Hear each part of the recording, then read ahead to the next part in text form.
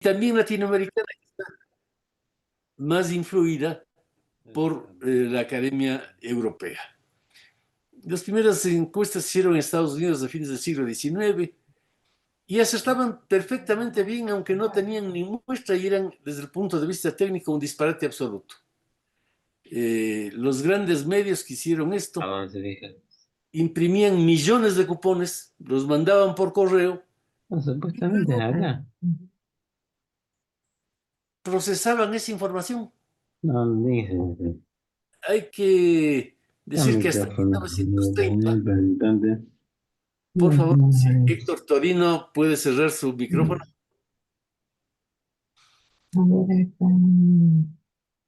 Héctor Torino, por favor, si puede cerrar el micrófono, que está interrumpiendo el curso.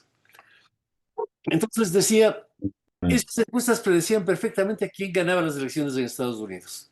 La última la hicieron en 1930, imprimieron 9 millones de cupones en distintos periódicos, los mandaron a quien quería recibirlos, respondieron los que querían responder y hasta 1930, que es cuando se derrumbó todo eso, funcionaban bastante bien.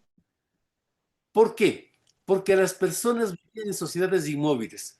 Todos los estudios nos dicen que la gran mayoría de norteamericanos nacía en un condado y moría en el mismo condado y normalmente no conocía otro. Nacían en un sitio, alternaban con gente muy parecida a ellos mismos, no tenían muchas ideas que contrastar con sus ideas originales y por eso en esa sociedad congelada se podía predecir el futuro con mucha más facilidad. En 1930 eso reventó, la encuesta de los medios no funcionó y un estudiante de matemáticas que quería vencer la resistencia de su futura suegra, que estaba de candidata en un estado, dijo, ¿por qué no empleamos las técnicas matemáticas para mejorar estas encuestas? E hizo la primera encuesta, pues George Gallup, que predijo el triunfo de Roosevelt y después las encuestas se dieron cuenta de que había que usar los métodos de la estadística para perfeccionar una serie de elementos y poder tener más previsibilidad. En todo caso, recién en 1960 se produce una campaña que dio una vuelta a la política norteamericana, la campaña del presidente John F. Kennedy, enfrentado a Richard Nixon. En esa campaña fue jefe de campaña Joseph Napolitan, que es el fundador de la consultoría política. Trabajaba también en ella Tony Schwartz, este genio de la comunicación que hizo los primeros spots más brillantes de la historia de la política. Napolitan en esa campaña inventó este término de consultores políticos que ahora es común y nació el concepto de estrategia. Dijo, las encuestas son interesantes para tratar de ver el futuro, pero ¿por qué no creamos una serie de técnicas para cambiar el futuro? Para que el candidato con el que yo estoy trabajando, el candidato al que estoy apoyando, gane las elecciones, aunque en las encuestas iniciales eso no se vea como posible. Nació entonces esta idea, debe haber personas profesionales que se dediquen no a militar en el partido, no a hacer nada partidista, que no intenten ser ministros, no intenten ser políticos, que intenten simplemente estudiar a la gente para que el candidato pueda comunicarse bien con la gente y conseguir sus objetivos. Eh, Napolitan fue el genio de las encuestas y de la consultoría y de todo durante muchos años y enfrentó al gran consultor republicano Roger Ailes, cuyo libro Tú eres el mensaje, lo recomiendo altísimamente, es un libro interesantísimo y práctico para ver qué usted puede hacer en la televisión, cómo comunicarse en la televisión. Este libro está traducido al idioma castellano también. Tú eres el mensaje de Roger Ailes. Ailes tuvo una vida un poco complicada, teorizó sobre lo bueno que era hacer la maldad. Él inventó todas las teorías sobre la campaña sucia, sobre cómo destrozarle al adversario con cosas de esas. Él decía, más que una encuesta, yo lo que necesito es un juicio de divorcio del adversario. Ahí la mujer despechada le habrá dicho tantas cosas que tendré todo el material para la campaña. Esa es la idea de Ailes. Por esto se desprestigió y casi todos los candidatos republicanos desde ese entonces hasta Trump lo han utilizado, pero después de iniciarse el gobierno de Reagan, él pasó a ser el director de Fox News y todos lo han usado y todos han dicho que ni le conocen, porque su biografía no era muy vendible. Napolitano, al contrario, tenía otra forma de ver las cosas muy positiva. Se convirtió en un personaje del jet set internacional. Él asesoró a Kennedy inicialmente, pero después a todos los candidatos demócratas, a Valéry Giscard d'Estaing en Francia, a Oscar Arias, a Nimeri en Sudán, bueno, a 30 presidentes en las situaciones más distintas, también en Filipinas. Se convirtió en el tótem de la profesión y publicó algunos libros interesantes que también los pondremos en la bibliografía. Hacia el año, terminaba el siglo pasado, se había fundado ya la George Washington University, la escuela de política práctica, de gerencia política, como les llaman, y Napolitan, que era Dios y que nos decía a los consultores qué hacer, dijo que había que hacer una facultad que no sea tan poco realista y teorizante como son las de ciencia política, pero tampoco sea una facultad, lo que él llamaba de idiotas, como son las relaciones públicas. Tenía que ser un estudio de la política, pero pragmático. Un estudio de la política con todas las herramientas académicas posibles, pero que ayude a ganar las elecciones. Napolitano empezó eso en el 60, se difundió mucho en Estados Unidos, no hay ningún candidato serio que no tenga un estratega, un equipo de consultores. Todos hablan en contra de las encuestas y todos las usan. Y nació la consultoría en este país, Estados Unidos, que tiene varias características curiosas. La una, que es un país bipartidista. Entonces, si usted está trabajando para los demócratas, cualquier daño que le haga el republicano le ayuda a usted. Y viceversa. Si usted está trabajando para los republicanos, todo daño al demócrata le ayuda a su candidato. Eso no ocurre en América Latina y el juego es mucho más complejo acá, porque como vamos a ver especialmente en este curso en detalle, muchas veces la pelea entre dos candidatos es lo que hace que gane un tercero. Si vemos casos prácticos de la última época, el enfrentamiento del peronismo con el Frente del Cambio en Argentina, que fue un enfrentamiento rudo, terminó instalando en la presidencia de la República a una persona que era anónima, que nadie sabía que existía siquiera, que no tenía partido, que no tenía seguidores, pero sí tenía buenos consultores políticos profesionales. Era un candidato muy inteligente. Cuando yo hablo de un personaje político de cualquier país, no lo hago porque me cae bien o porque me cae mal. Milei, más allá de lo que piense, es una persona extremadamente inteligente y un personaje que maneja los escenarios de una manera espectacular, porque hace espectáculos. Y esa es su gran fuerza. Tan ha sido bueno en eso que ha llegado a ser presidente de un país complejo como es la Argentina. Pero en Estados Unidos la consultoría y todo el trabajo de la política práctica es bipartidista. Además, en Estados Unidos, no solo que el voto no es obligatorio, sino que es un voto dificultado. No es que usted el día de las elecciones puede ir a un centro y votar. No. Previamente debe haberse inscrito para ser un votante con capacidad de votar. El día de las elecciones es siempre un martes de noviembre. No es feriado. Usted tiene que pedir permiso en la oficina para que le dejen ir a votar. Es un voto dificultado, como decía Napolitano. Eso hace que vayan a votar solo los que alguna idea tienen del programa o de los famosos issues de los gringos. En América Latina el voto normalmente es obligatorio, no hay ningún requisito para votar. El último día de las elecciones, cualquier persona pasa por un recinto y vota. Y nosotros hemos estudiado, el equipo con el que yo trabajo, de Informe Confidencial, hemos estudiado el fenómeno en México, Brasil, Ecuador, Argentina muchas veces, Paraguay.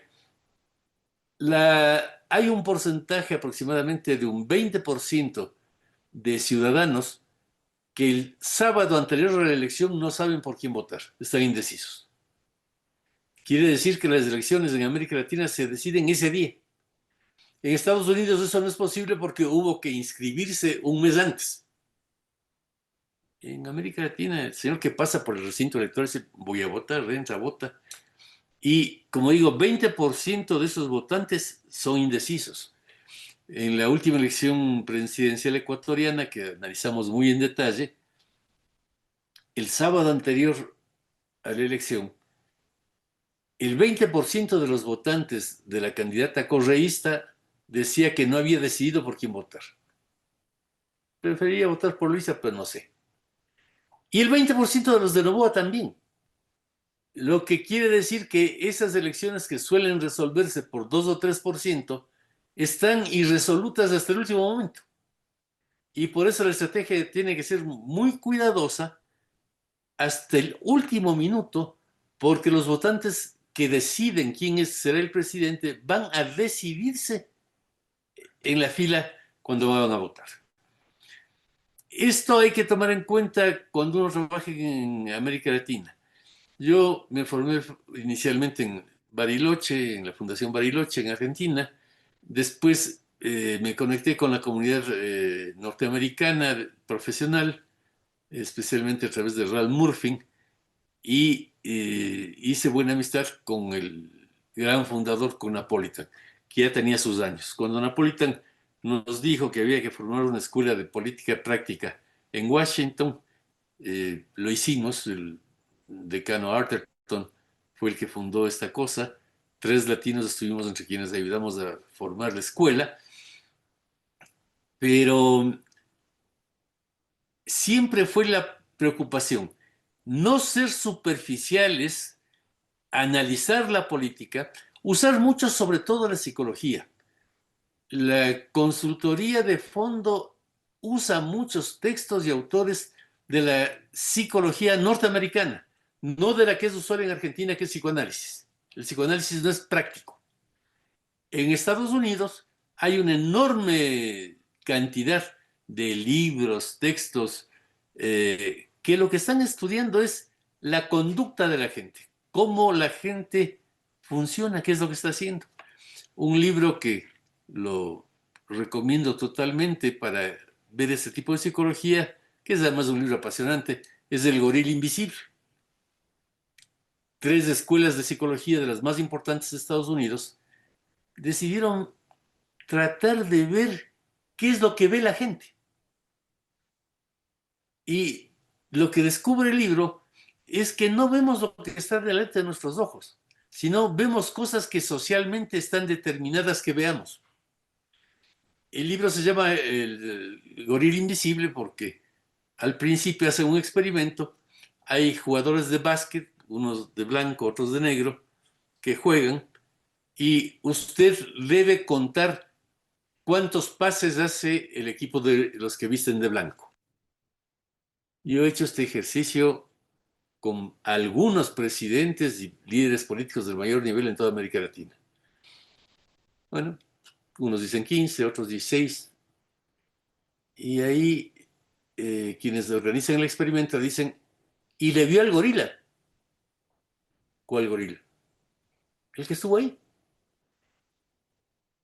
Cuando usted rebobina lo que vio, el juego de básquet, efectivamente pasa un señor disfrazado de gorila, mueve sus brazos, camina entre los jugadores, pero de las yo debo haber experimentado esto con unos 100 políticos del mayor nivel y muy preparados académicamente en América Latina.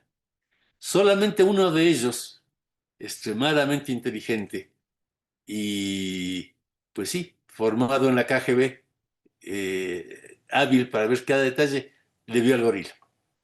Los demás no vieron al gorila, yo tampoco lo vi. Porque uno ve lo que piensa que debe ver. El libro está lleno de ejemplos. Hay un sitio también en internet en el cual usted puede hacer juegos del gorila invisible.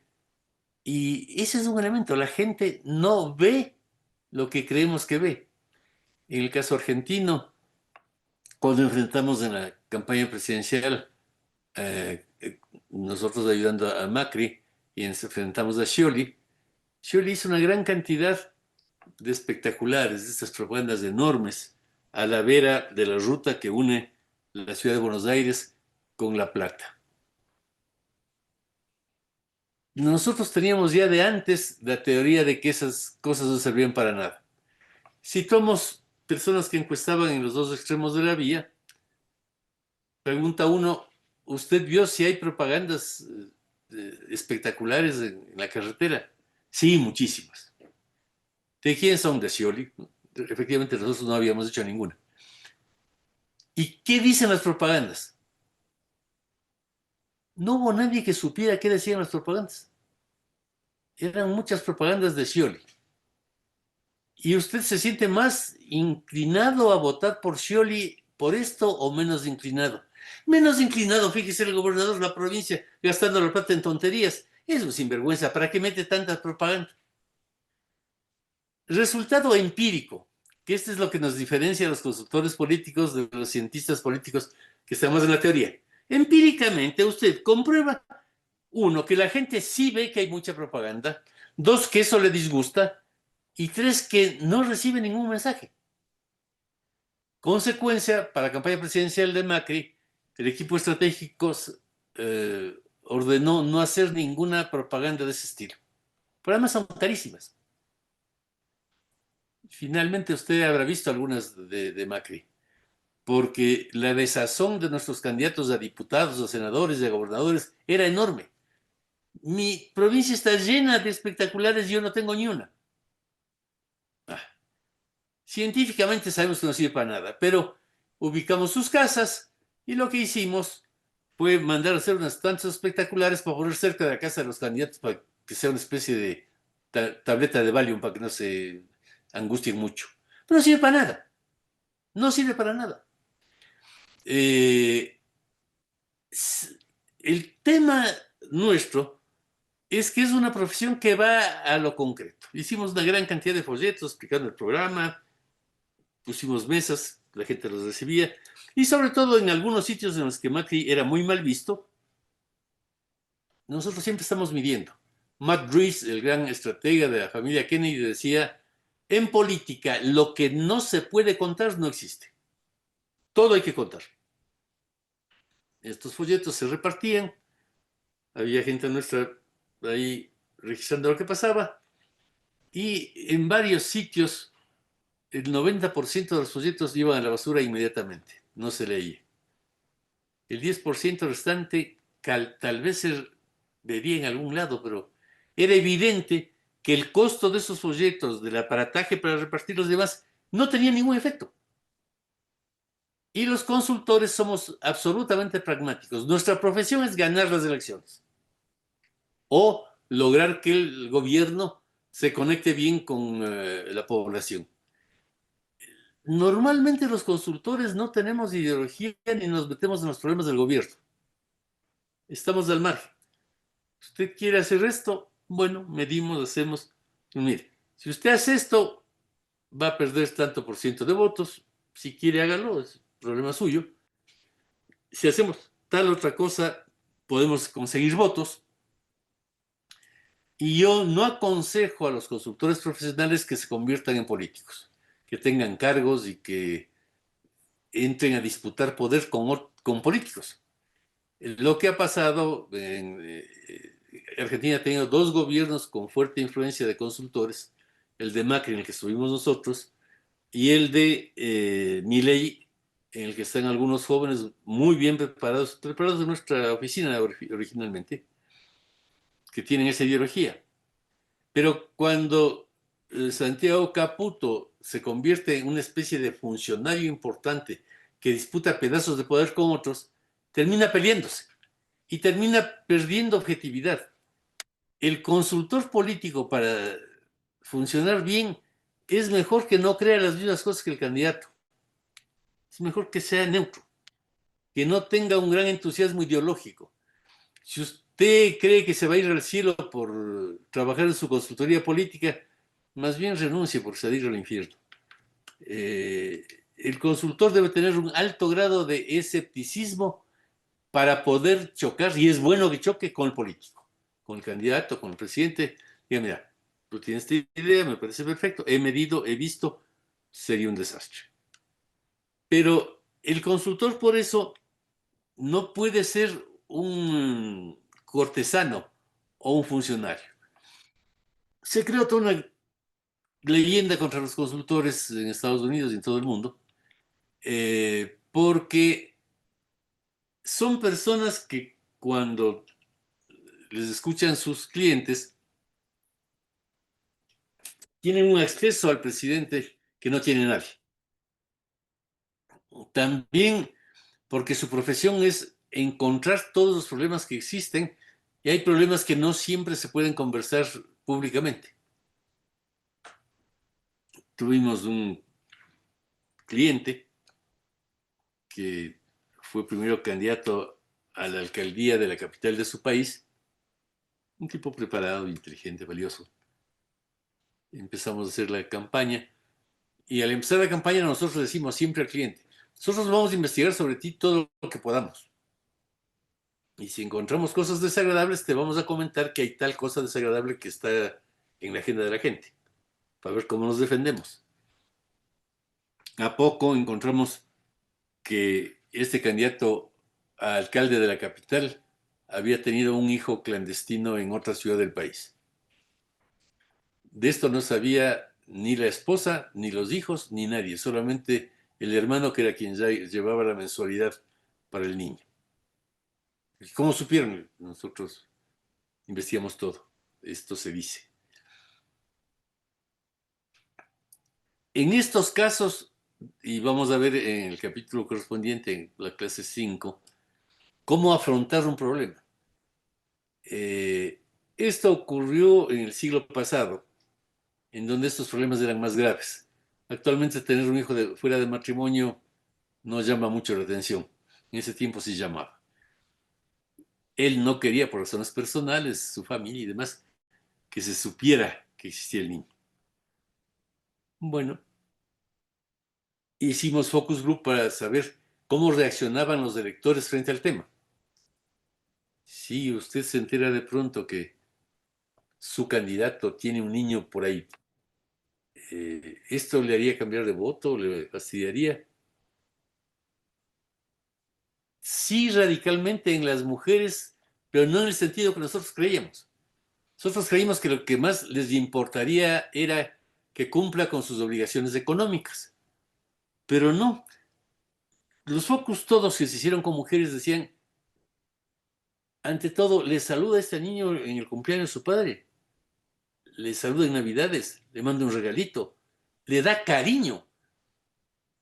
Le mandaban que el padre le dé cariño al niño. Se lo preguntamos al candidato: oye, ¿vos cómo te llevas con el niño? No, yo nunca lo he visto en mi vida. Nunca lo he visto. No es un niño, es un accidente de hotel. Soy una persona que viaja mucho. Me alojé una vez en un hotel de aeropuerto. Asomó una niña simpática y ahí se engendró el niño. Yo no lo conozco, no tengo nada que ver con él. Hicimos la prueba de ADN, es mi hijo, entonces yo compro mensualmente, le mando escondido su mensualidad y listos. Ustedes dirán: ¿y qué tiene que hacer un consultor político metiéndose en eso? Porque simplemente, si eso era así, íbamos a perder las elecciones, que es lo que a mí me importa. A mí no me importa el resto. Así pierdes las elecciones. El reto es que se sepa que tú eres padre de ese chico, que tiene 3 años y en 3 años nunca le viste. El voto femenino se nos viene en contra, pero a lo bestia. Y además vas a quedar como un tipo insensible, un tipo malo. Así que o te retiras de la campaña o solucionamos el tema del niño de alguna manera. Bueno, solucionamos de alguna manera dentro de lo posible. Con mucha discreción, mi socio Santiago Nieto, que es el coautor de los libros, y yo armamos las cosas, conocimos a la madre del niño, al niño, tomamos algunas imágenes del padre con el niño, saludándose muy, muy amables. Y dijimos, bueno, si asoma el niño, sacamos estas fotos. 4 años más tarde quiso reelegirse el alcalde. Y el problema había crecido de 3 a 7 años. Entonces, digo, es un lío, tenemos que volver a hacer tomas y cosas, porque ya tiene 7 años, si no, ya es un niño que habla, va a contar si te he conocido, si le has dado amor. Hay que producir spots, hay que producir material de televisión para que si sale el niño podamos nosotros presentarlo como nosotros queremos. Bien. 4 años más tarde quiso ser presidente de la República, fue un alcalde muy exitoso. Y ahí sí el problema tenía 12 años, pues. Era un problema enorme. Tomamos todas las precauciones del mundo, nadie más se enteró de esta cosa, pero el candidato fue a Orlando, estuvo en Disneylandia con el niño jugando, teníamos películas de ellos jugando, todo perfecto, por si acaso. Pasaron a la segunda vuelta él y un adversario, al adversario le vendieron la noticia, salió a la mañana de un día de la segunda vuelta, diciendo, esto es un sinvergüenza, tiene un hijo al que nunca ni le conoce ni le ha visto, el niño se llama Fulano tal, vive en tal casa, en tal sitio. Nosotros no solo que habíamos filmado las reacciones de la gente frente a esto, sino que también los spots habíamos venido con la gente. Distintos spots. Por una situación catastrófica en que se haga un escándalo descomunal y salga el niño. Una situación normal como esta, que salga el niño, perfecto. A la tarde, espontáneamente, salió el niño diciendo, mi padre es una persona maravillosa que siempre me ha querido, siempre ha sido un buen padre conmigo y por eso estoy seguro que va a ser un gran presidente para el país.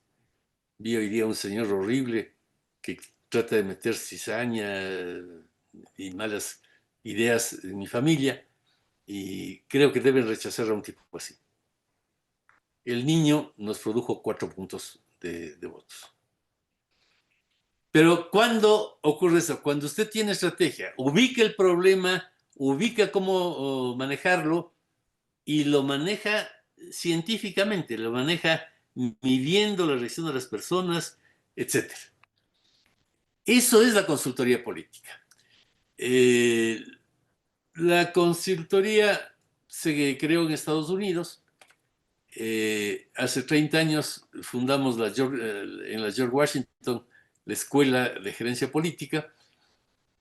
En América Latina no ha tenido mucho éxito. América Latina está más unida al paradigma europeo. Los líderes quieren ser mesiánicos y, por ejemplo, en nuestra universidad en Estados Unidos hay una especialidad que es escritor de discursos.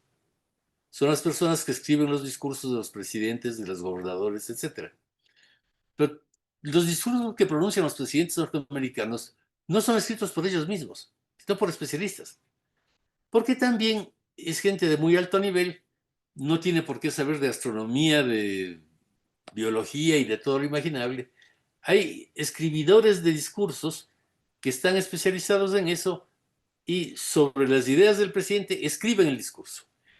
En América Latina casi es imposible que un líder latinoamericano que siempre sabe más que los gringos deje que le escriban el discurso. No, yo me inspiro, yo hago las cosas, soy un mesías. Y lo mismo con muchas otras cosas. Los dirigentes latinoamericanos tienden a meter la cuchara en todo, a corregir ellos mismos los spots, a corregir una cosa, a corregir otra, y no entienden algo elemental que en Estados Unidos sí se entiende mucho, que es que hay que trabajar en equipo. Una campaña funciona cuando hay un buen candidato y cuando hay un equipo de técnicos que no son oradores, no son políticos. Muchas veces han intentado ser candidatos y han sido un desastre de candidatos. No, no son para eso. pero que racionalizan todo esto y calculan, como vamos a calcular en este curso, los efectos de los ataques y de la defensa. El mito de que yo me conseguí este informe, esta información sobre mi adversario y le voy a hacer pedazos publicándola es poco prudente. Un ataque produce una serie de reacciones que vamos a ver ahora. Hay que tomar un montón de precauciones, hay que saber una serie de informaciones para ver si ayuda a lo que pretendemos cuando hacemos una campaña, que es ganar las elecciones. Si no se hace todo eso, el ataque puede ser algo que más bien se venga en contra.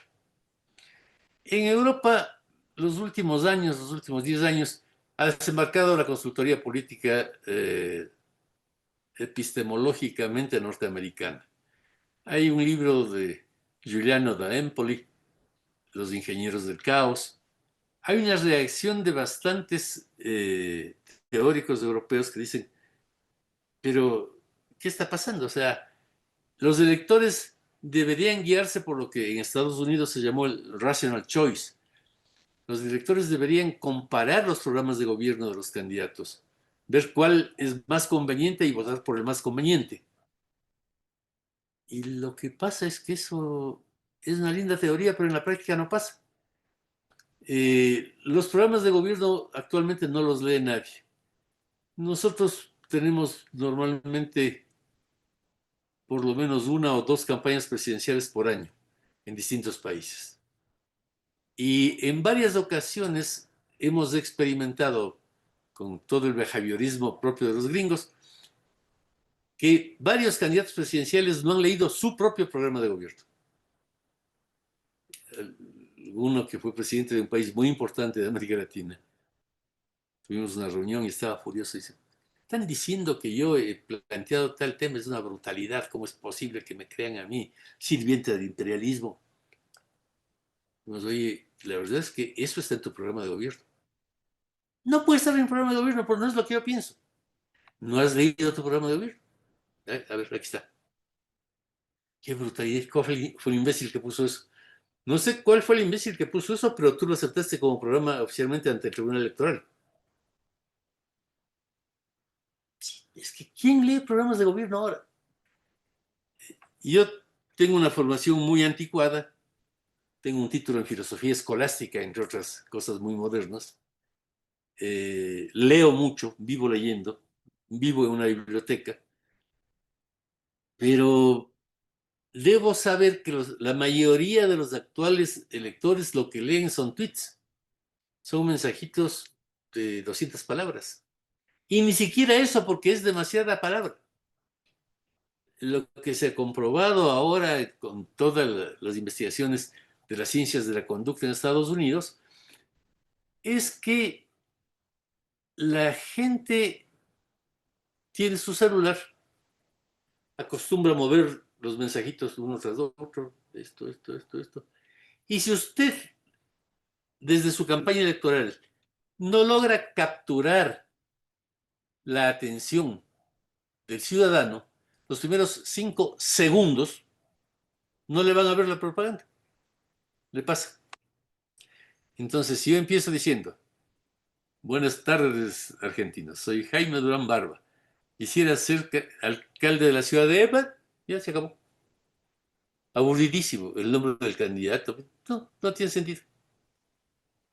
El gran tema, pues, hemos discutido en varias reuniones académicas, sobre todo en Stanford hay un muy buen grupo, y en el MIT, en donde está todo un centro de estudios sobre este tema de la Internet y la comunicación política. Lo que dicen es que no hay que hablar. Usted en su spot, ante todo, empiece con una imagen desconcertante. La gente no se queda viendo, ¿y aquí qué pasa? Y entonces entra con su mensaje. Pero si empieza diciendo, soy candidato a la presidencia de Estados Unidos, ya se acabaron los 5 segundos y ya se fue.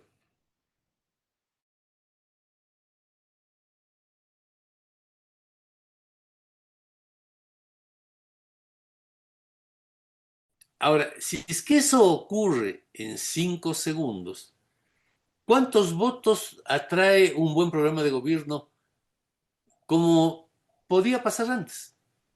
Redacta usted un gran programa de gobierno, lo publica en un periódico importante como el nuestro, Perfil, 2 páginas de perfil, con lo que usted piensa hacer como presidente de la Argentina, y absolutamente nadie le va a leer. Le leerán solamente unos pocos periodistas que le odian para ver en qué metió la pata y sacarle la cabeza. Resultado, ¿debemos tener candidatos payasos? No. Yo creo que hay que tener candidatos serios que piensen, pero que sepan que eso no sirve para sacar votos. Hay que pensar lo que está pasando, hay que analizar. Yo soy partidario de que los políticos tengan mejor nivel académico. Por eso me empeño tanto con los colegas de la Universidad del Sur en hacer este posgrado, que creo yo que es el posgrado más importante de la historia. Pero eso no sirve para sacar votos. Ya vamos a ver algunas de las cosas que sirven para sacar votos. Y claro, muy probablemente al presidente Milei, que ha sido un gran candidato, este ha sido un candidato excepcional, con muy buena estrategia, seguramente sus perritos le dieron más votos que sus teorías económicas. En este mundo que cambió de esta manera, hay que medir eso y lo hemos medido. En México es descomunal lo que pasa. Cuando yo era niño, los perros eran perros y cuando se enfermaban, mi padre les metía un tiro en la cabeza para que no sufran y listos. Pero eso pasó. Ahora mi nieto no tiene perro, tiene un pet que tiene psicólogo, va al spa, come comida sofisticada, y si se enferma el perro, me costó una fortuna hace poco una operación, si yo le digo a mi nieto, hay que matar al perro, me mata a mí. La gente cambió su actitud respecto a los animales y respecto de todo.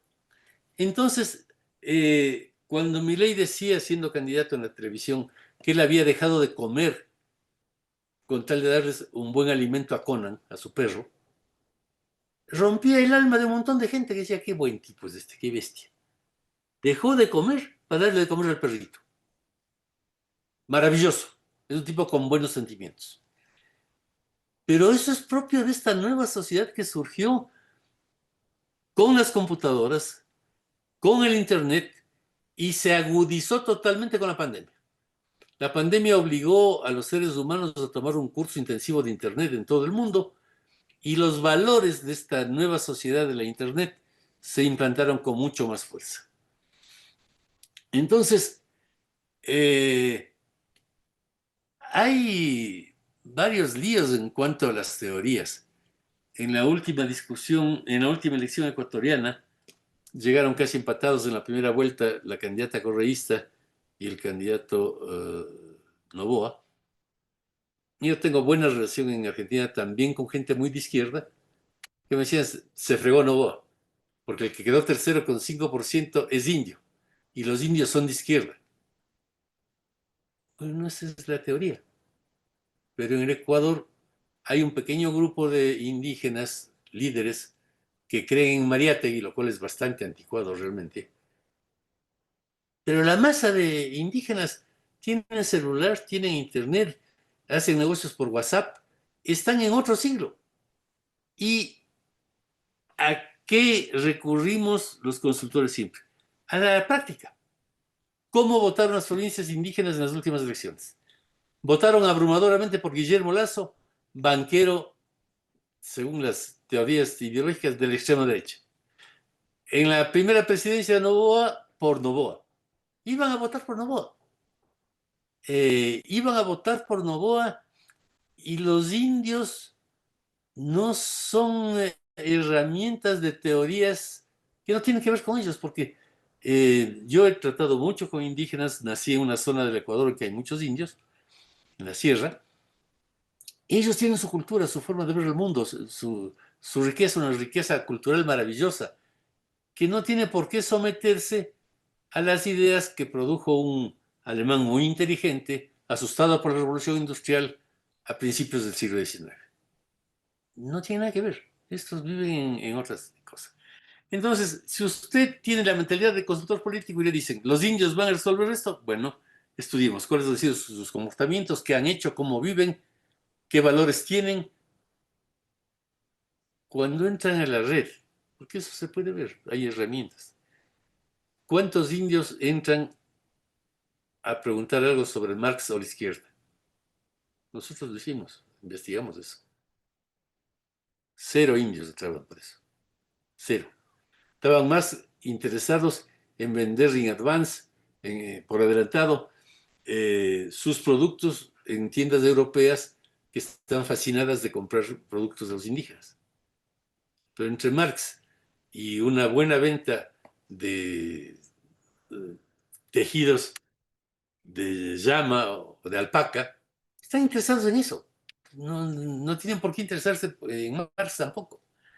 Pero concluyo diciendo, somos totalmente pragmáticos los consultores.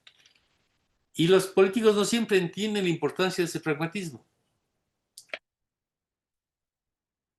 Según las últimas noticias que tengo de Buenos Aires, parece probable que entren a manejar el gobierno de Milei más bien políticos riojanos de la vieja concepción política y que separen a estos jóvenes, que ya no son tan jóvenes tampoco, que tienen formación académica como consultores. Si eso se confirma en la práctica, creo que perderán las elecciones de la provincia, porque Milei no ganó las elecciones porque tenía un Menem que le armaba aparatos. Ganó las elecciones porque utilizó esta serie de herramientas que vamos a ver en el curso. La crisis de la política actual es brutal. La revolución tecnológica cambió el comportamiento de los seres humanos en todo y llegamos a una sociedad horizontal. Yo estoy feliz de haber nacido en una familia feudal ecuatoriana en que mi padre era el rey, yo era un siervo de la gleba como niño y mi madre un ayudante de segunda. En términos actuales sería una familia monstruosa, pero yo fui muy feliz con eso. Era así la sociedad. Pero desde luego yo le trataba de usted a mi padre, él de vos, y cuando quería yo saber algo, papá, ¿dónde queda Saturno? Ahí, perfecto, ahí queda, no había ninguna duda. Si trato de mantener esa relación con mi nieto, se estropea todo. Cuando estoy en Ecuador, suele estar poco. Viene el fin de semana, abuelo, apúrate, hay que levantarse, hay que ir a la hacienda, hay que ensayar los caballos. Voy a meterme en tu computadora a ver si la tienes bien. Y un pibe de 12 años se mete a la computadora y me dice, no has actualizado ni sé qué, no has actualizado tal cosa, te voy a cambiar el orden de ni sé qué. Son cosas que yo desconozco. David Cooper, el gran psicoanalista anarquista que iluminaba a los izquierdistas cuando yo era adolescente, decía que la revolución se producirá el día en que los sometidos sepan que saben más que los dominantes. Cuando su nieto sabe que sabe más que usted, se acabó la sociedad vertical. No le va a tratar de usted, le va a tratar de vos y va a ser una especie de compañero de parvulario. Tengo ahí un currículum medio llamativo, he sido ministro de Estado. Mi nieto me trata como un pibe más del colegio, sabe que sabe cosas que yo no sé. La relación padre-hijo que había cuando yo era pequeño ha desaparecido. Pero lo mismo pasa en la relación con los profesores y los estudiantes, de los sacerdotes con los fieles y de los políticos con la gente. Yo estudié filosofía en la Universidad Nacional de Cuyo, en Mendoza, y llegué cuando el tío Campo reventaba las urnas, me entusiasmé completamente con eso, me pareció una maravilla. Eh, en Mendoza, además, resultó elegido gobernador un político peronista de izquierda, de la juventud peronista, aunque era de bastantes años. Perfecto, me hice peronista, cantaba la marcha y todo, era muy divertido. ¿A quién se le habría ocurrido gritarle, Juan, Juan, estamos con vos? no era Juan, era el general Perón. ¿A quién se le habría ocurrido mandarle una carta diciéndole, oye Juan, me parece muy mal lo que estás haciendo en tal cosa, te sugiero que hagas esta otra cosa? No era pensable para un pibe peronista como era yo, el que escriba una carta al general Perón diciéndole que está equivocado en algo. No era concebible, no funcionaba. Por la sociedad no era así. Estábamos gobernados por dirigentes que eran estatuas. Cuando Mauricio Macri fue presidente, yo tuve mucha cercanía con ese gobierno, estuve en la Casa Rosada casi permanentemente. Alrededor de unos 200 sobres llegaban cada semana de personas que querían decirle algo al presidente de la República. Pero no era el ingeniero Macri presidente de la República. Hola Mauricio, te quiero contar que pasó tal cosa y quisiera que hagas tal otra. Firma Rosario. Me acuerdo mucho de una carta que llegó de Formosa de una señora. Mauricio, ha crecido un árbol delante de mi ventana, no me deja ver bien el paisaje y te escribo para ver si puedes hacerle tumbar. Todo esto tiene que ver con la psicología que estudiamos. En el comportamiento de la sociedad del Internet no importa tanto solucionar problemas cuanto comunicarse. Si a usted alguien le manda un mensaje y no le responde, es un gesto de desprecio. Es muy malo eso. Cuando un elector se dirige al candidato, y hay candidatos que abren un sitio para que todo el mundo escriba, y cuando escriben no les responden y entonces pierden todos los votos. Si abrió un sitio para que le escriban, tiene que responder. Obviamente el presidente de la República no podía responder los más de 1000 mensajes semanales que llegaban electrónicos. Entonces teníamos una división de Mauricios para que respondan. Y bueno, esta señora lo que le dijo Mauricio es, querida fulana, yo realmente en esa ciudad no tengo casi ningún amigo, no le conozco al alcalde, así que me va a ser muy difícil tumbarte el árbol. Pero en todo caso, voy a mandar una carta al alcalde explicándole tu problema. Deja tu dirección y referencias para ver si es que tumban el árbol. Atentamente, Mauricio. No era atentamente Mauricio Macri, presidente constitucional de la República de Argentina, no, Mauricio. Con eso, perfecto. Nosotros en muchos de estos casos hacemos seguimientos para ver cómo reacciona la gente. Y este lo menciono porque fue un caso en el que hicimos seguimiento. Fue gente que se arrimó a la casa de esta señora y, ¿qué tal? Usted escribió al presidente, sí. Fíjese, ahí tengo en un marco la carta, porque somos bien amigos con Mauricio. Fíjese cómo me trata por mi nombre y yo lo trato por el suyo. Somos muy amigos. Usted es perfecto, es un gran presidente este. El árbol seguía ahí. Pero en la sociedad del Internet lo importante es la cortesía electrónica, que no es la misma cortesía que teníamos los antiguos. La vida cotidiana ha invadido todo. La distancia entre lo público y privado desapareció. Ahora todo el mundo opina sobre lo que hace el otro y politiza todo. ¿Cómo puede ser presidente de la República alguien que patea un perro? No le voto porque pateó al perro. En una elección hace poco en la Ciudad de México, había un buen candidato del PRI en una de las delegaciones que son subalcaldías que existen dentro de la ciudad mexicana.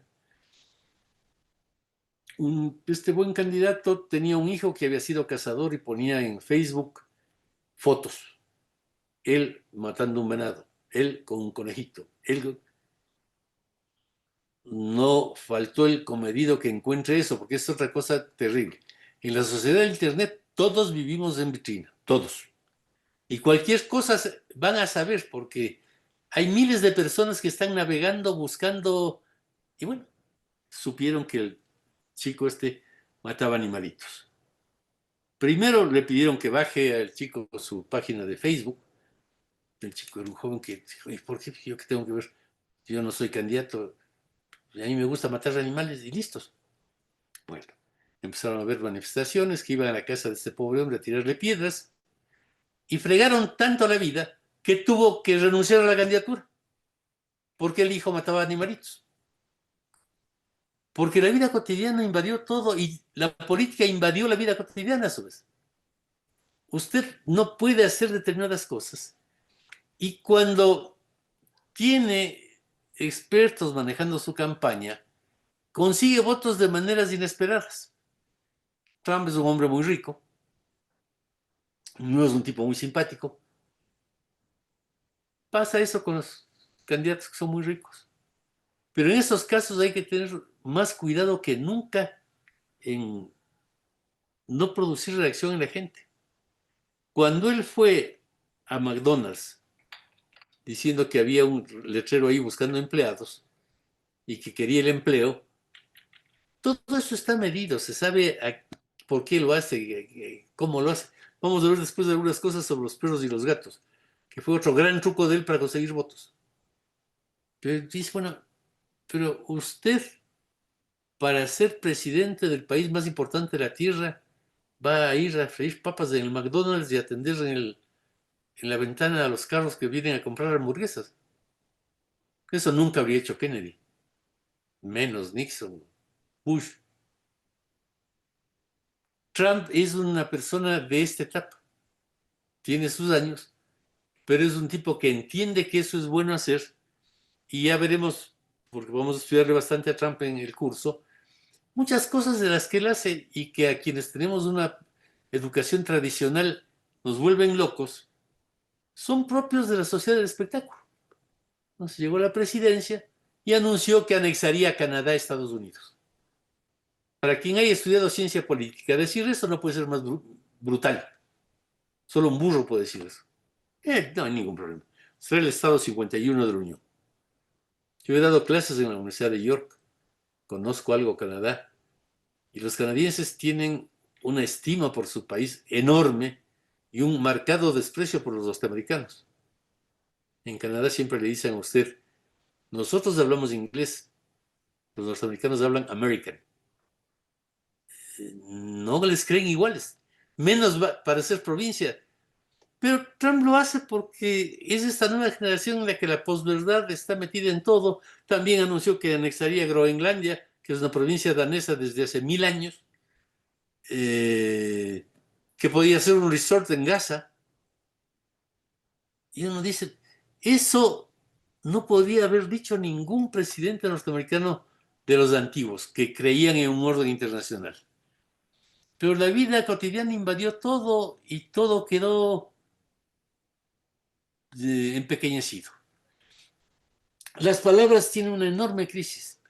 El discurso tiene una enorme crisis. Se ganan las elecciones armando buenos espectáculos. Y un gobierno tiene que tener la variable espectáculo en su agenda para poder relacionarse bien con la gente. ¿Esto es nuevo? Sí, es nuevo. En la Universidad George Washington incluso suspendieron el posgrado en español hasta repensar qué estamos haciendo. Porque hay un descalabro de las teorías enorme. En el grupo Perfil también hemos creído lo mismo, lo hemos discutido con varios académicos de la Universidad del Sur. Y lo que hemos dicho es, soluciones no hay. ¿Qué hacer con este nuevo mundo que nos cayó en la cabeza? No es fácil. Pero tratemos de hacer un posgrado con los mejores académicos del mundo y con políticos que han experimentado. Entonces, si usted es el presidente X de Colombia y le invitamos, vamos a decirle, cuéntenos cómo es Colombia y cómo usted llegó a la presidencia, una clase. Cuéntenos cómo fue su gobierno, otra clase. Y la tercera, ¿cómo piensa usted que deberían hacer los presidentes del futuro para que América Latina funcione mejor? Tenemos la confianza en que conseguiremos de 8 a 10 presidentes, que no me interesa porque hayan sido presidentes, sino porque tienen cosas en su cabeza. Es gente inteligente y preparada, que nos ayuden con eso. Porque es un momento de repensar todo. Hay que repensar lo que hacíamos de manera radical. Paso más rápidamente esto. La estrategia se basa en hechos, no en conjeturas. A mí me parece, puede parecerme muy deseable que el comunismo sea un sistema que lleva a la riqueza y a la prosperidad. Pero más allá de la teoría, si veo que todos los países que acogieron esa forma de organizar el Estado quebraron y que el único que sobrevive con este sistema, que es Cuba, está pidiendo desesperadamente alimentos a la ONU, puedo llegar a la conclusión de que no es un sistema eficiente para la prosperidad. Y eso es legítimo. Pero yo, como consultor, debo llegar a esa conclusión basado en hechos, no en que son comunistas, no creen en Mahoma y por eso les va mal. No, ¿qué pasa en la práctica? ¿No funcionan o no funcionan? Tiene que haber juicio en la estrategia, saber qué hechos son útiles, cuáles no son, y tener, como vamos a ver en este curso, herramientas para poder analizar cuándo nos conviene chocar con otros y cuándo no. Esto que sirve ante todo para la política, sirve también para una estrategia de comunicación empresarial.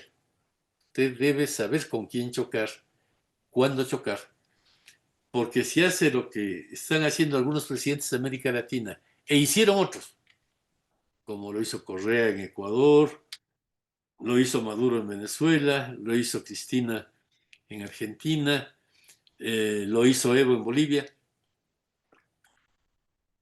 Cuando usted se pelea permanentemente con todos, va a terminar con una resistencia enorme. Pero bueno, sepa cuándo choca, por qué choca, cómo choca. Hay que tener experiencia, conocimiento. Hay personas que han ayudado con sus conocimientos de hacer una campaña o dos en un mismo país, y eso es importante.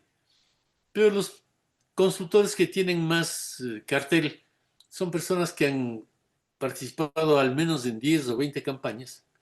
No es que han ganado las 10 o 20, pero un consultor exitoso gana 8 de 10 más o menos.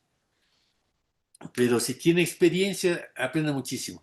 Para nosotros, cada campaña en la que nos metemos o a asesorar a un candidato o a estudiarla simplemente, porque a veces vamos a un país para estudiar esa situación, normalmente financiados por un grupo de inversión que quiere que le hagamos un análisis objetivo de lo que está pasando.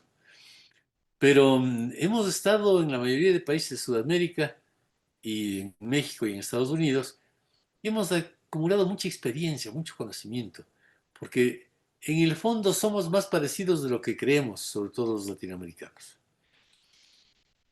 Eh, con eso se elabora una estrategia que es algo que está en toda la campaña, aunque no siempre se la ve.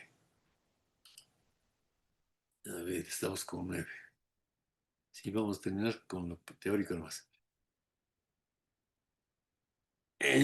Joseph Napolitan decía, cuando fundó nuestra profesión, que el líder, el candidato o el presidente, es lo más importante definitivamente en la estrategia.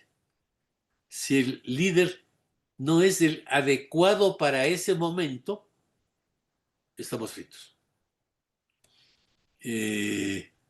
Yo tengo buena amistad con varios políticos argentinos del más alto nivel, preparados, que si eran candidatos de la última elección se habrían hecho pedazos. Milei les iba a arrasar, porque el que podía ganar la elección era alguien que representa el cambio. Eso pasó con el PRO durante 16 años. Era la alternativa de cambio frente al peronismo y ganó siempre en la ciudad. En la provincia le ganó a Cristina, le ganó a Néstor. Pero cuando quien representó en serio el cambio fue Milei, era difícil combatirlo. Y no hay cómo mentir. Milei sí es distinto a los políticos. No, no hay para qué poner un folletito explicativo. Este señor es distinto porque no se peina, porque grita, porque toca el rock. No, él es distinto. Y un gran valor que tiene él, desde el punto de vista comunicacional, es que comunica en realidad sus excentricidades de forma transparente. Milley, al igual que ese otro gran comunicador político que tiene el continente, que es Lula, es un personaje que ha llorado con frecuencia en la televisión. Lula, el personaje político que más ha llorado en la televisión. Nosotros hicimos la campaña de Marina Silva en el 2010, en que Lula terminaba su periodo, Marina era candidata de oposición, y Lula nunca tuvo problema en llorar, en agarrarse la cabeza, en decir que todo es una tragedia. Una de las piezas de comunicación más interesantes que ustedes pueden ver está en el YouTube y pueden pedir simplemente posesión de Lula en la primera ocasión. Lula ahí dice, a mí me han combatido mucho en la campaña, han dicho que soy un ignorante, que soy un bruto, porque en realidad yo nunca pude estudiar. Fui una persona pobre, un obrero metalúrgico, y nunca tuve un cartón, un título universitario, cosa por el estilo. Y eso me dio mucha pena porque yo sí habría querido estudiar, pero no pude, no tenía plata. Y esta noche, y entonces empieza a derramar gruesos lagrimones, como se queda atónito, y termina llorando a gritos todo el Congreso. Dice, esta noche consigo el primer cartón de mi vida, porque el pueblo brasilero ha votado y ahora me entrega el cartón de presidente de la República Federativa de Brasil. Pero lo dice de tal manera, expresando de tal manera la emoción, que uno no puede sino aplaudirle, pues, porque es este, esta época de sentimientos. Y Milei también, cuando se pone tierno con sus perritos, cuando se pone furioso con sus adversarios, es espontáneo. No digo que a mí me guste lo que él hace. Soy partidario frenético de la libertad de prensa, de la libertad académica, de la libertad de expresión, y me parece que sus ataques a los periodistas y a mucha gente son muy injustos. Pero él expresa con tal transparencia todo eso que le ha ido muy bien, le ha ido muy bien. No es cierto tampoco que es el presidente más popular de América Latina en este momento, como dicen algunos de sus seguidores. Por lejos, la presidenta más popular del continente es Claudia Sheinbaum, de México, que está con sobre 80 de aprobación. Es una locura. Le ha ayudado mucho la finura de Trump para quitar el nombre del Golfo de México y todo eso. Y Claudia se ha sabido plantar. Es una mujer muy preparada, graduada en California, y para las mujeres es mucho más fácil hacer política. Uno en principio, si ve a una mujer, supone que no debe estar mintiendo. Claudia es la más popular del continente. El segundo es el presidente uruguayo, hace poco elegido, tiene una muy buena imagen. El tercero, el ecuatoriano Daniel Noboa, y en cuarto lugar está Milei dentro del continente. Fuera del continente hay otros que también son muy populares.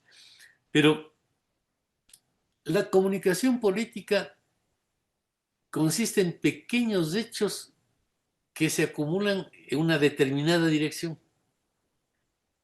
Mauricio Macri tuvo una comunicación política exitosa desde que ganó las elecciones en 2005 y ganó todas las elecciones posibles hasta 2018. En la provincia, en la ciudad, los candidatos que lo auspiciaba, y no fue tan fácil. O sea, cuando Francisco de Narváez le ganó las elecciones a la lista encabezada por Néstor Kirchner e integrada por Daniel Scioli y Sergio Massa, fue casi un milagro. Sí. Cómo el Dream Team de los peronistas fue derrotado por una persona que no era un político con trayectoria. La respuesta está en que porque no era un político con trayectoria. Si intentaba hacer eso, un político con trayectoria no funcionaba. Pero de Narváez pudo ponerse afuera y ser una alternativa. Lo mismo pasó cuando Esteban Bullrich le ganó la provincia a Cristina Fernández. Le ganó la provincia de Buenos Aires a Cristina. Y Esteban, que es un gran caballero y una gran persona, yo tengo un afecto enorme por él, no era un líder demagógico que daba discursos ni cosa por el estilo, pero supo ser un gran candidato empleando una buena comunicación. Pero había coherencia siempre en todo. Y la coherencia es lo que termina dando el triunfo cuando usted tiene estrategia. No existe nunca un hecho genial que explique un proceso. Y en Argentina estamos acostumbrados a que la economía es todo. No hay ningún otro país de América Latina el cual usted sintonice los canales de televisión y todos son economistas. No. Los seres humanos son más que la economía. La economía es importantísima, sí, pero qué sé yo. Una polémica como la que tiene el presidente argentino en este momento con un niño que tiene un problema psicológico complejo, no puede ser sino desastroso para el presidente, porque la gente siente esas cosas. Dice, ¿cómo le está pateando a un niño discapacitado? Eso no está bien. Mauricio, a quien yo estimo y respeto mucho, creo que condujo una estrategia maravillosa. No puede decir de rato en rato que hará tal cosa en Argentina, que tal otra. Mientras mira partidos de fútbol en países importantes y mientras participa de un campeonato de bridge. Si ustedes recuerdan los años, desde el 2005 hasta el 18, nunca hizo eso. Porque un candidato rico debe cuidarse de esos detalles. Cuando un rico dice que está en un campeonato de bridge en París, la gente quiere matarlo, dice, y dice encima que hay que hacer ajuste. No, pues. Si Luis Delía dice que está en un campeonato de bridge en París, todo el mundo dice, qué cosa que hizo Delía. Está ingenioso. Pero cada candidato puede decir cosas y, y no puede decirlas. Y todo eso se acumula, es una acumulación constante de hechos. No es un hecho genial, es una línea de funcionamiento permanente. Entonces, creo que terminaríamos hoy diciendo que lo importante es preguntarnos desde dónde hacemos la política. Podemos hacerla desde el círculo rojo y dedicarnos a las peleas entre los líderes. Fíjense ustedes cómo algunos políticos, que pueden caerles mal o bien, a mí algunos me caen muy bien, que se han dedicado a la polémica y al insulto, están en el horno. Se acabaron como personajes. Pongo un ejemplo de alguien a quien respeto, me parece una persona preparada, inteligente, pero que su imagen ha decaído mucho, que es Lustó, el senador Lustó por la provincia de Buenos Aires. Es una persona muy valiosa, pero en la medida en que está siempre metido en la pelea entre los líderes se insultaron tantos años, que la gente hizo una síntesis final. Todos son unos inservibles. Todos tienen la misma mamacita. Entonces, para hacer política exitosa, hay que salir de esas peleas de entre líderes que están siempre ancladas en el pasado, que tratan sobre temas que a ellos les interesan. Y tratar de hacer política desde lo que siente la gente. Bien importante que no menciono lo que piensa la gente, sino lo que siente la gente. Porque si usted quiere que alguien vote por usted, no necesita convencerle racionalmente de que sus tesis son buenas. Porque puede decir, qué interesante este señor. Dice cosas inteligentes, pero es un mal bicho. O peor todavía, si estaba hace poco en Bolivia, les decía, si algún personaje que es odiado por los que estaban conmigo viene acá y nos lee un magnífico programa de gobierno, ¿ustedes qué van a decir? Este pillo ya se consiguió a alguien que le escriba un programa de gobierno. Porque usted nunca le cree al tipo que le cae mal. Diga lo que diga, sea inteligente o no sea inteligente. El candidato tiene que buscar empatía, tiene que dialogar con la gente, tiene que hacerle llegar la idea de que le importan sus problemas personales. Ahora, eso se logra con un diálogo permanente con los ciudadanos. En el periodo del 2005 al 2011, del 2018, hicimos encuestas al menos una cada 15 días o todas las semanas, para saber exactamente qué sentían los porteños y cómo les agradaba o desagradaba iniciativas que tomaba el gobierno de la ciudad. Ese gobierno fue muy exitoso y fue la plataforma sobre la cual pudo pararse Mauricio Macri para ser presidente. Pero se necesita investigación permanente, cualitativa, cuantitativa. Y actualmente también investigación en la red. La red tiene dos valores. El uno, la investigación. Recuerdo haber tenido una reunión con un candidato de la provincia de Santa Fe. Me dijo, no, está clarísimo. En la provincia de Santa Fe lo único que importa es la seguridad. Hay problema de drogas, tal, tal. La gente no quiere nada más.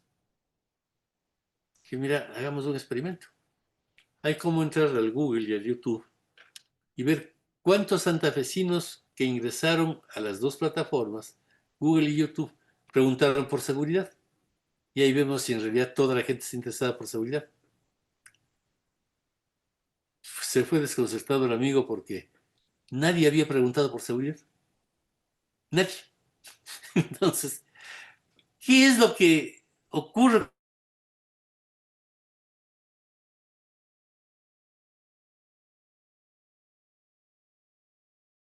racionales, etcétera? Y hay que comprender eso, hay que respetar eso y sabiendo el mundo en que vive la gente, comunicar nuestro mensaje. Entonces, la investigación en la red es importantísima para ver qué están haciendo en la red. Con algún otro amigo en otro país que siempre fue un afiliado leal al Partido Comunista, discutíamos. Yo le decía que esa hipótesis ya se falseó, no funcionó en ningún lado. La gente ya no está en eso. Dijo, no, de todas maneras, los pobres de la tierra van a buscar la salida comunista en algún momento. Le hice el mismo experimento. Veamos cuánta gente pregunta por Marx, por Lenin o por el comunismo y cuánta gente por la banda de rock más famosa de tu país. Hay cosas que se fueron. A mí me entusiasmó mucho alguna teoría, asistí a congresos. Yo cuando era pibe estaba la guerra de Vietnam funcionando y me opuse violentamente a la guerra de Vietnam, me parecía una monstruosidad. El imperialismo no puede seguir ahí, van a imponer el capitalismo. Finalmente se fueron los norteamericanos y los comunistas impusieron el capitalismo. Pero eso se acabó. No hay cosas que desde la investigación que se hace en la red tengan vigencia.